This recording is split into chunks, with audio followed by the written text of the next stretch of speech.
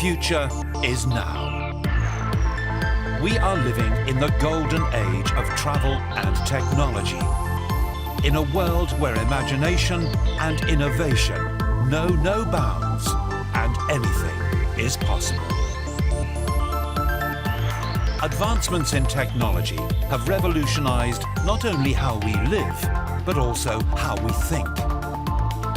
With the latest cutting-edge software and machinery bringing to life even the most intricate and elaborate of ideas, the potential to design and manufacture almost anything our minds can conceive is limited only by our imagination. From architecture and engineering to technology and film, we are pushing the boundaries of creativity and design further than ever before. And nowhere do we see this so stylishly demonstrated than in the world of superyachts.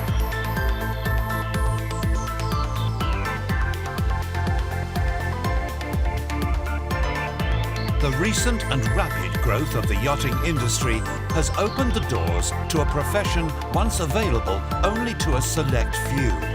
And many of today's designers started their careers elsewhere before bringing their expertise and experience into a new and unexplored world of design possibility. Ken Freevok is one such designer.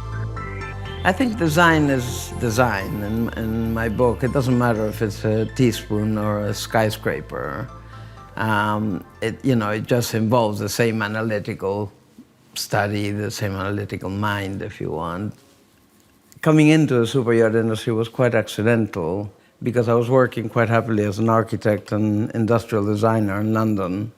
That point came when I guess I must have been doing some good things and I was able to afford a sailing yacht, but insisted in designing it myself. And the company allowed that. The yacht got built. Everybody after me wanted my version of that sort of production yacht. That company then hired me to do all their yachts. And it led to other companies calling me, like Fairline asked me to design their new squadron range. Sunseeker then headhunted me and my team to do their yachts on an exclusive basis. And then, of course, slowly the bigger yachts started to come in. Now widely regarded as one of the industry's leading yacht designers, Ken and his team continue to produce some of the most groundbreaking and exciting yacht concepts the world has ever seen. We like to think of ourselves as different in the sense that we do treat every project very individually, and to make each project unique, that's what we naturally do as a team here. Every project's different because every owner is different, their requirements are different, and it's, you have to look at it as an opportunity to do something completely different. Is there a different way, should this deck be here and that deck be there? Should the helicopter be the other side? They're all opportunities, and equally, though, they're wasted opportunities if you don't take them up and exploit them. Of course, no concept will ever see the light of day without a shipyard to build it or an owner with pockets deep enough to spend on it. Well, we'll work with any shipyard that's prepared to work with us and has an interesting project, or we would bring an owner to them. I don't think we've worked out the chicken and egg situation of whether the shipyard comes first or the owner comes first. A number of the shipyards have approached us more so than a private client. A number of the projects we've done recently, for example, Stiletto with Ocean Co., they approached us and asked us to do it, based, in fact, on their platform. So they have a developed engineering platform of the correct size, just over 100 meters, in fact. They've done quite a bit of homework, and then they wanted something very special to make use of that platform and end up with a very special yacht. The platform has some limitations. there were also other guidelines from them in terms of the gross tonnage of the yacht to fall within, certain accommodation and cost parameters. But with all those limitations, it still had to be possible, in our opinion, to do something spectacular, and hopefully we have achieved it. So, we've looked at it in a very different way. We have double height saloons instead of having a saloon and another saloon, each one with so many sofas or whatever. Why not create one spectacular area? We've created, a swimming pool forward and another one aft, so you have two quite separate sort of external terraces that you can enjoy, so the kids and the nannies could be at the back making a hell of a din, and quieter owners or couples could be forward enjoying themselves in a different way.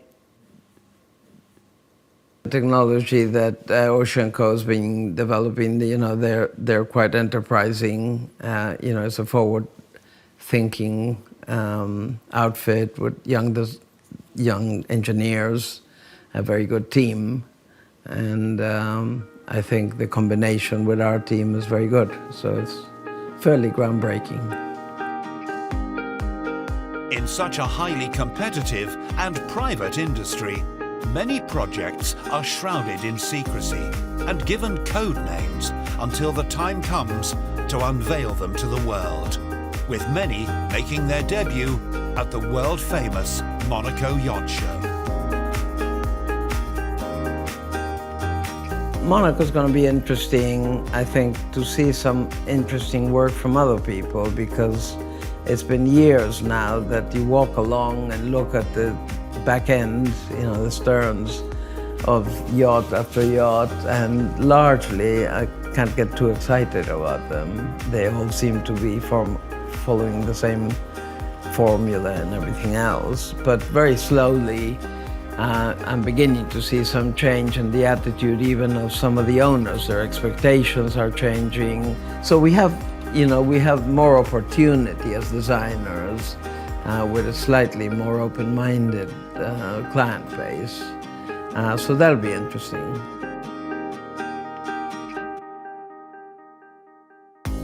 The ability to conceive and construct these magnificent vessels with computer-generated imagery has opened the door to a whole new generation of tech-savvy, innovative creatives. One company bringing concepts to computer is the UK-based design firm 30C.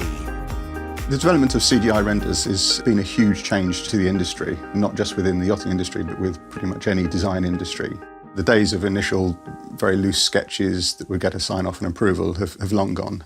The client's expectations are ever increasing. There's also an increasing number of players within the market who are bidding for these projects, and the owner wants more and more. And at the end of the day, they're spending an awful lot of money on something, and they want a photorealistic visual of what they're going to get at the end of the day. Working freelance at university, it was just hand sketching really at that time. Computers and visuals weren't as great as they were now, and that's just come leaps and bounds in the last 10 years. So once upon a time, everything was either a hand painting, that would have been presented to the owner for them to approve and then take on from there. Nowadays, we're producing everything as 3D visuals. CAD is computer-aided design. It's how we get our ideas into the computer and then onto the shipyard for build. Drawings can be produced in 3D, and then sections can be taken from that to create the flat plans and drawings that the shipyard will use to build. It's becoming easier to correct things. Once upon a time, you'd have to sort of rub things out or redo an entire drawing from hand. But now it's a few clicks of the button and you can erase things or change designs. I mean, that comes in helpful when the owner decides he might want to extend an area or change the interior of a layout, and we can do that quite quickly on the computer nowadays.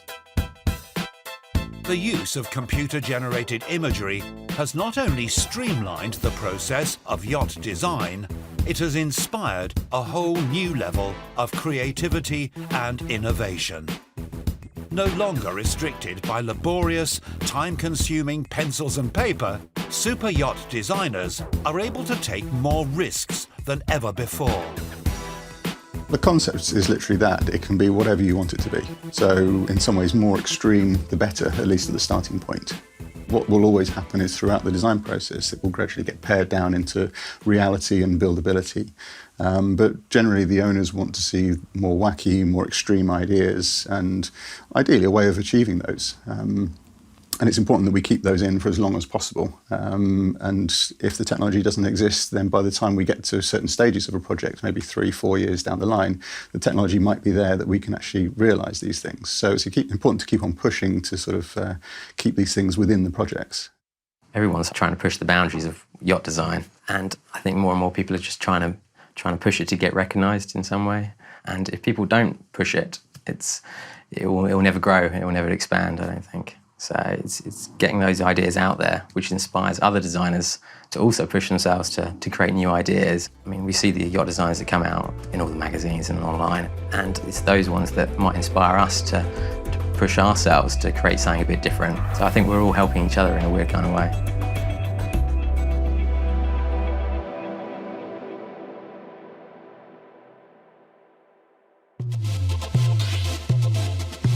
The use of 3D CGI may be commonplace in modern design, but in yachting, it hasn't replaced the traditional process of building physical, tangible models, with many firms combining old and new technologies to present their multi-million-dollar concepts to their clients.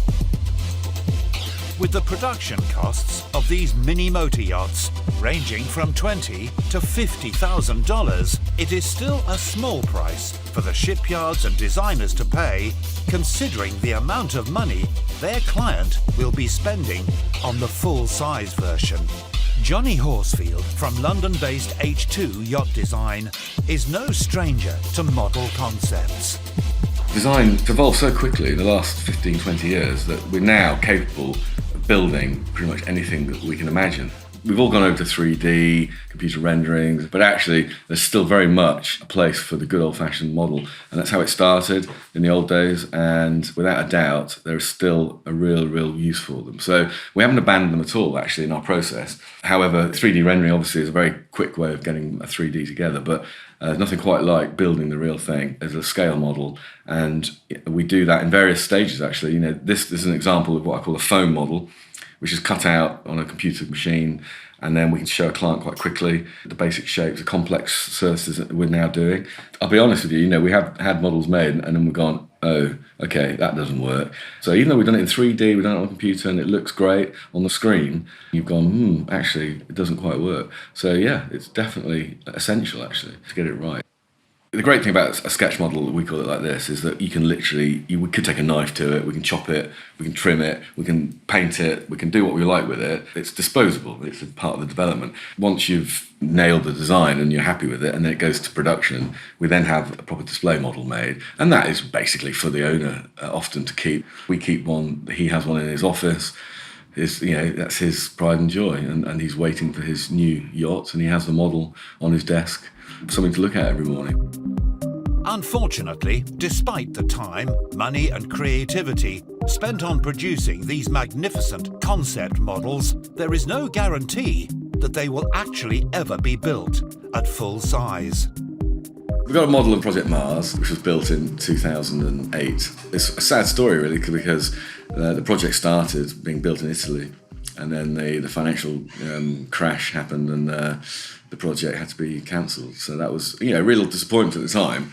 And these things happen. I mean, it's the way it is. But the poor guy, lost a lot of money very quickly, and so he cancelled the project. But 3 or 4 years later, it was such a strong design that actually another potential client, saw it. And since then commissioned us to do a new project, which grew actually into a much bigger project. Mars was 90 metres and the new project ended up being 124 metres. So yeah, there was a silver lining at the end. With a new client on board, Project Mars was the inspiration behind the newly commissioned project Jupiter. And almost a decade after the initial Mars concept model was created, the magnificent Al Lussail was delivered in 2017 by the German-based industry titans, Lürssen Yachts. This is the Jupiter, some photographs from it. And the important thing was the flowing lines, the arches, and also the balconies as well. So similar to this model, this was an early development of it. We have these what we call fixed balconies on the sides, and that all comes down to the idea that as these yachts got bigger and bigger, traditionally it was like you're either at the aft end or you're at the front, and the middle bit was not that important. But as these yachts get bigger and bigger, actually that walk from there to there is like 60, 70 metres, could be more, 100 metres. And so we wanted to kind of make more of a feature of the middle of the yacht, so that actually it wasn't just a wasted, passageway or what have you. And that's because a lot of the yachts are just like hotel corridors. They're just long corridors. So we basically opened up the middle of these yachts with a big balcony, atrium, or dining room, something like that. And then these balconies are features where you can actually come out onto the side of the yacht and actually feel like you connect to the environment that way. And one of the things people ask is like, what's the point of doing all these designs and wacky designs, stuff like that, that never get built. But actually, the reality is they do eventually get built, and a concept. One day it's a concept, and it takes time, but eventually these ideas do come through and they filter through.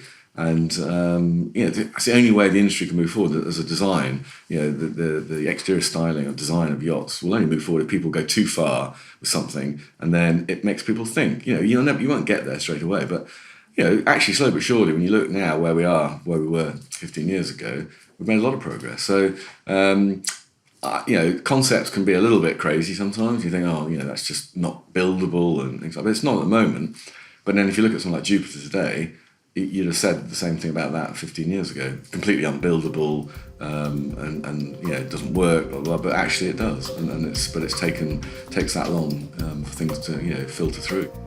The pervasiveness of the internet, combined with the rapid growth and popularity of super yachts over the last decade, has tantalized us mere mortals with fascinating glimpses into a previously exclusive and exceptionally private world. Super yachts now feature regularly in newspapers, online, and on TV. The mainstream media may prefer to focus on the more ostentatious and extravagant aspects of the industry. But as the saying goes, no publicity is bad publicity. The reality is actually that a lot of clients are actually quite conservative in their taste. They're not everyone's looking for something, a spaceship. There are occasionally, those guys who do want that. And I think it's, as I say, it's healthy for the whole industry that even the kind of more regular boats are being dragged along by what's being seen. So, you get a client comes along, he says, I want something fairly, sensible. But he's been on the internet, he's been looking at magazines, he's seen stuff, and subconsciously he's taking it in as well. He goes, but I want this beach club, and yes, I want this helicopter platform, and yes, of course I want this jacuzzi and a swimming pool, and where's he get all these ideas from? That's not maybe on all the boats at the moment. So he's taken these ideas from concepts that he's seen, and subconsciously, they then filter down to the mainstream designs. It has been said that no one actually needs a super yacht, yet it seems that people cannot get enough of them, with more vessels being produced every single year. But it's not just about the super wealthy, as we are so often shown in the media.